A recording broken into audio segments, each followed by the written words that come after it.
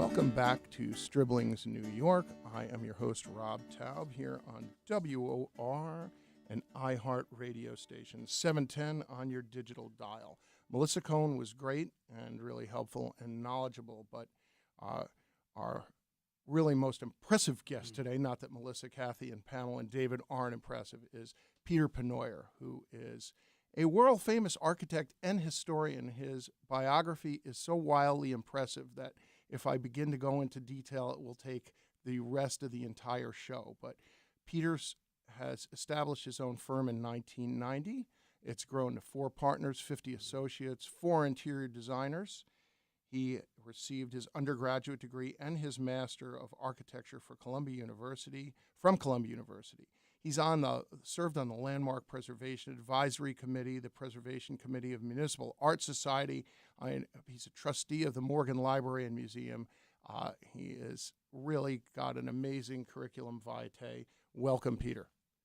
Well, thank you, Rob. I'm happy to be here and look forward to talking about New York and architecture. Well, you know, I was reading your books, which your books and monographs, and Philistine that I am, I had to look up to see what a monograph is, but it's something that covers one subject in specific detail, and I was really fascinated by all of them. Most importantly is I love architecture. I'm just unsophisticated and not particularly knowledgeable. I have a pretty wide breadth of knowledge, but that's one area I don't know. But I look through the books I've read in the past, and they're not even something you can read. They're picture books. And I'll give you an example. I have these books like New York Then and Now, and it will show Park Avenue with an elevated train back in the day, and then Park Avenue now. And I just figured, okay, progress, they buried the trains. Then I read your book, and tell me which book that is. Is that the Wetmore and White? That's Warren and Wetmore. Warren, yes. Warren and Wetmore, sorry. It explained that with steam trains could not go below ground.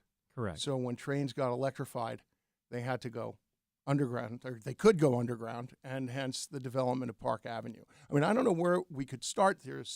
You tell me what you'd like to talk about or what we can address. But earlier in the show, we had David Petruzza on, who is a historian, and he writes about New York in the 1920s. And what always strikes me is, like in 1978, when I got out of college, I just remember I lived up near Columbia University, and it was in a dicey neighborhood, and I lived in an old building that went co-op, which I bought for $20,000, and then thought that I was smart. I sold it for $40 3 years later. Wow, and now wow. it's a 2-bedroom with a formal dining room. Anyway, back then the subways had no air conditioning. They were dirty. They were filled with graffiti, and they had wooden fans in the ceiling. Now we have cars that are like meat lockers and nice and cold in the summer, or Wi-Fi, and they actually get you where you want to go. And so somehow we make these big jumps architecturally that somehow just like one day it's there. But tell me a little bit about New York and how it's changed and grown, and your observations. Well, you started by mentioning the lowering of the railroad tracks to create the Grand Central area. And in fact, that's a great example about how architects, great architects at the turn of the century and after, like Whitney Warren, were trained in Paris and absorbed this incredible knowledge and ability to produce graceful designs that were all about proportion and really influenced by history and really grounded. But they brought this back home to New York, where they were faced with programmatic and technological challenges that no one in Paris had really thought about. And in Grand Central, we have all of that coming together, and we have the creation of the most complex building, I think, still to this day in New York. You know, it has the trains coming in, it has subways, it has vehicular tunnels, it has pedestrian ramps and stairs, and it connects to about 9 buildings around it. And it was conceived as one urban design. In other words, the streets around it, the cornices were all supposed to be lined up. The materials were similar. All the buildings in that district were designed to defer to Grand Central as a great civic monument, and yet it was so technologically advanced. So that embodies so much of what I love about New York. And as an architect, even though I guess, you know, in your heart of hearts, you wish you would design something that would stand out as a dazzling, unique building or monument. What really excites me about New York is buildings that fuse together and become a streetscape. They become part of a neighborhood, they become part of a street, and they are almost more important as part of a context than they are individually. And that doesn't mean that I don't like beautiful buildings around Grand Central. There's the Pershing building, for instance, which is just across 42nd Street. And there are other buildings, unfortunately, which are getting demolished now on Vanderbilt. But they all are there because they are talking to Grand Central, and they're creating a beautiful setting for that building. And that's where my heart is as an architect, being polite and being part of a community and trying to relate and make a place. Well, there's a great line in one of your books where you quoted the New York Times in 1923 discussing 57th Street, and the Times noted barely half a dozen of the fine old homes which formerly lined the block between 5th and 6th Avenues now remain. And it made me laugh. It reminded me like of Woody Allen's Midnight in Paris, where everybody's hearkening back to an older day, and all those people in the older day are hearkening back to another older day. But it made me at least feel good to know, well, things haven't changed that much. We still have people complaining about things being taken down, but there's the fine line between progress and then also retaining the old and the integrity of what makes New York so unique. I know that's not a question, it's kind of just a statement. Well, I mean, it's true that, I wouldn't have a job if there weren't progress, and I've demolished a few buildings myself. We built a condominium tower on East 78th Street, and that required taking down a couple of nice old buildings. They weren't important, but I think what we replaced it with respects the neighborhood and the street.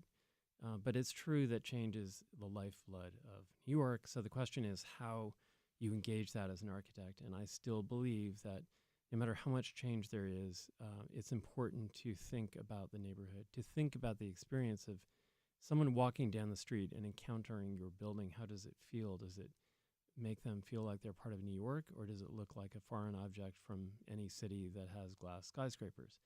So I think it's a real opportunity, all of this change, but I think it's certainly accelerating. In the boom we're experiencing now, it's gone very fast. And I did notice in the paper today that the city is finally getting around to putting up their Wi-Fi system, which I think is a change that I care about as an architect. I don't know that there's anything one can do about it, but there will be initially 500 9.5-foot tall screen illuminated billboard-like elements on sidewalks projecting a Wi-Fi signal. And there's an example of a change that may not really fit into some of the older streets, but we move forward.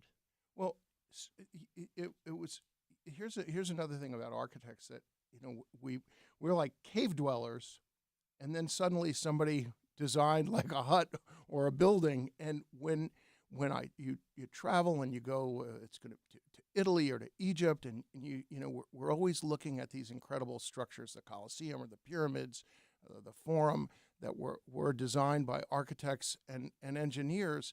Yet historically, I don't know if people really can name any of them. I always wonder why, like lawyers and dentists are often maligned, and then architects were unknown until Seinfeld. Until the character of George Costanza lied and told people that he was an architect. That's funny. It kind of maligned architects in that way. But you're really like the unsung heroes of great cities, and it was really exciting to me that I was able to get you on the show, because I think what you do is so impactful. So I'm also curious, like, about your early life, like. When did you decide, like, this is what I'm going to do? How did it hit you? When did you know? Well, I was lucky to grow up in New York on 65th between Lex and 3rd, and in a house that did not inspire me, by the way. It had been divided into 2 apartments before my parents bought it in 1958, and they never really reconnected them, which is a very interesting model for child bearing. But it's a fantastic house on a wonderful street. Our house had and has still, it's now a landmark block, copper bay window, as does its neighbor. And then you go further up the street and you have a beautiful Georgian brick house, which belonged to David Rockefeller. And further down you have a simple house of much more modest aspirations stylistically. And then around the corner, you have Lexington, which has all those stores and activity. And so, I mean, I was always interested as a New Yorker in the diversity of all these buildings sharing the common space of a backyard. I mean, they were divided up, but sort of becoming a block, having the grocery store and the man who sold plaster casts and the furniture store all backing up to that same internal, almost like courtyard. I found that incredibly exciting and compelling. You could have high architecture and simple architecture all making a street. And Well, as a youngster, were you an artist? Could you draw? yes, I was always interested in drawing, and I was really encouraged by my family. My mother was a very creative woman who was a poet and writer, and always encouraged creativity and really really admired the arts and cared. And my father was on a city agency that many people hadn't heard of called the Art Commission, which Bloomberg renamed the Design Commission. And this small agency, which is located in the attic of City Hall, would review every single structure proposed to be built on city property. If it was a payphone or a bus shelter or an entire public school, anything that was built on city property, the architect would have to come and show the plans and get the approval of this commission. So my father really inspired me by telling me about these projects, showing me the drawings, talking about it, as well as his own involvement on the building committee at the Metropolitan Museum when they were expanding, and his own work in founding and building with a friend who was an architect a halfway house for released prisoners up in Harlem. So he was behind actually creating a new building for a really noble social purpose. So I really have to say my parents were the ones who got me into this and made it seem both related to beauty, that is aesthetics, but also that architecture could have a social purpose and be good for people. Well, I really introduced myself to New York City in terms of understanding the different neighborhoods when I was younger because I was a runner. So I would go on a long 10-mile run. And it really amazed me because I was introduced to places that I never saw before, like City College, which, especially this is in the late 1970s, it was like in this really dangerous, bad, dicey neighborhood. And it was all of a sudden like this little pocket of a Shangri-La that was just dropped in somewhere. And now that I'm an old geezer, I'm turning 60 in a month, I ride my bike everywhere, and I still find new places. I found a Cathedral of Notre Dame up on Morningside Drive that I didn't know existed, and it's absolutely beautiful. And then not too far from there, an International House of Pancakes. So, you know, we have everything in New York. We sure do. We sure do. And that cathedral was designed by one of the architects I wrote about, and so you do get this connection between these buildings and these neighborhoods. And the variety and the vitality of New York is still an incredible source of energy for any architect, and it certainly is for people in my office. Well, here's another thing that I saw in your book. Well, this summer I was in the Berkshires, and I visited Williams College, and there's a museum up there, and there was a photographic exhibit, and they had photos of 72nd Street, and so there was one from like the 1930s, and my building was there. And it just was 72nd Street, and I really was wowed by this. And, of course, the block looked wildly different. Right, and right. Now there are city bikes, unfortunately, lining the block, which really besmirches the landmark area. But then in one of your books, you mentioned 132 East 72nd, which is a friend of mine had lived in that building for many years, and I love these old world kinds of buildings. You mentioned when it was first built, and you have photographs of it. There weren't any buildings surrounding it, so it had light from four sides. So this is one of these buildings that if there are 15 floors, there are 15 individual apartments. And I remember once when there was a listing available there, and it supposedly had once been, they claim, I like what real estate brokers say, I don't know if this is true, it was the home of Rudolph Valentino and George and Ira Gershwin. I don't know how that timeline went, but tell us about a building like that, and are we going to see anything like that anymore?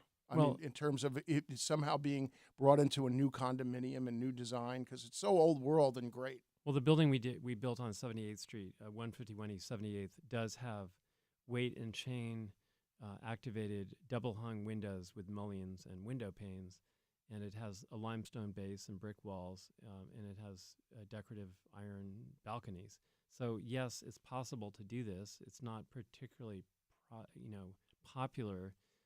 That building sold out pretty quickly. But nonetheless, there is a real demand, as we saw with that building. So yes, it's all possible, and I think that some wonderful architects like Robert A.M. Stern, and his partners are producing really thoughtful, more traditional apartment house designs. And the old ones are still sought after, even though in so many ways they seem, dated, but they still can be renewed and brought into our own taste just by decoration and small changes, and people really value that. The astonishing thing when you do this research is that you discover that in the apartments like the one you mentioned, there might have been 4 servants living in the back in 2 small rooms. So, these buildings definitely contained many more human beings, and there was a whole world of staff that, of course, doesn't exist anymore. Well, that's another question I wanted to get to. I'm just going to go for a station identification. We're at 710 WOR Radio, an iHeart media station, and this is Stribling's New York, which is sponsored by Melissa Cohn, MELISSACOHN.mortgage, MORTGAGE. Gee, my spelling is really wonderful. Let me do that again. MELISSACOHN.MORTGAGE, or you can call Melissa at 844-667-7300 at MC Home Loans. We're here with Peter Pennoyer. Peter, another thing that you mentioned in one of your books was, again, we were talking about change and evolving, and everything old now is new again. I also learned to understand that people, you described somebody, hold on, there was a great quote in there, about Lexington Avenue apartment buildings change things. Living in a brownstone was explained as the pinnacle of the arrived man. And then suddenly apartment buildings started to be built for maybe more middle-class people, and it was less expensive. So, and now suddenly we also have a transition now of people moving back into brownstones, or buying 2 and combining them. So tell me a little bit about that transition. I mean, was New York just originally really, if you were wealthy, you either lived in a brownstone or nothing? What was it like? You lived in a brownstone. Those were ubiquitous on all of the streets. And we see that still more commonly in Brooklyn, where you get uninterrupted rows of original brownstones, all with the same stoops. In Manhattan, these were often changed. Maybe 2 feet of building would be added to the front. The stoop would be removed. The entrance would be relocated to the base. And the building could be reborn as a Georgian mansion. So there was an endless reinvention of the building and almost rebuilding of it. The mansions, however, were much larger than that. They were on Fifth Avenue, and there were over 70 of them, probably by 1910, up and down Fifth Avenue. Well, I want to learn more about this. Amazingly, this seems like a minute's gone by, and we've been on for 20. So you've been listening to Peter Pennoyer, legendary architect and historian, here on Stribling's New York. I am Rob Taub, your host on WOR Radio. You can listen to us on the radio, or we're available as a podcast too. Good night.